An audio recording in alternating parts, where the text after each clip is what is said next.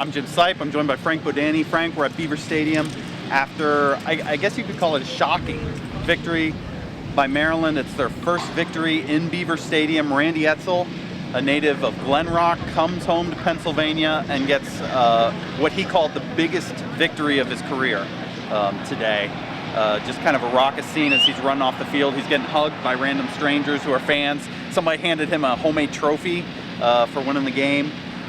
But what does this mean to Penn State right now? Well, they really needed to get back on track. I mean, I thought it was either going to be Penn State pulling away in the second half because Maryland had just lost 52-7 at Wisconsin, or it was going to come down to the very end because Penn State struggles so much on offense that no game is really a lock because they can't put teams away, it seems like. I mean, they had their opportunities today, and when you have the lack of depth that they have, and then you lose Donovan Smith, your left tackle, another loss. I think every play they don't make is magnified 100 times. Christian Hackenberg might have had his worst game in a Penn State uniform today. Did not look sharp in the passing game, fumbled the ball a couple times, including a key play at the end of the game, which basically sealed the victory for Maryland. Do you think this is just a case of the offensive line woes just finally got to the sophomore? I just think it's snowballing. One thing leads to another. I think he probably played maybe his worst first half. I think they did a little better in the second half. You know, they did have a chance to run the clock out toward the end of the game. They couldn't get a first down. We asked Franklin about the decision to try to run it out, and he said basically that's what the playbook calls for, the game plan calls for. If we would have tried to pass on third down and missed, then we all would have been asking him about why he did that. But just nothing seems, you know, every time they take a step forward the last month and a half, it just seems like something kicks them back. But Maryland came back from a 9-point deficit.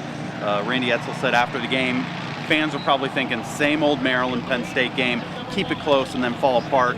But today, Maryland rallied against the Penn State defense that just last week held Ohio State, which everybody believes is a much better team than Maryland, held them scoreless in the second half. Well, you're giving Maryland short fields again. I mean, you fumble the kickoff.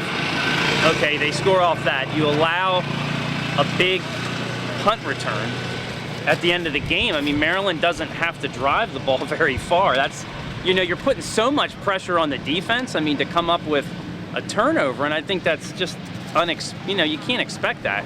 And they run into a guy in Maryland's kicker who hasn't missed a field goal all year, and they lose the game on a field goal. So it's a 4-game losing streak for Penn State. Do you see this ending?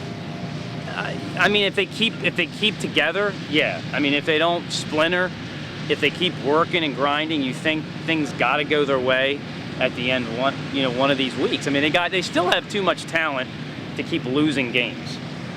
Is it next week in Indiana? You know, maybe. We'll see. So for Frank Bodani, I'm Jim Seip checking out from Beaver Stadium.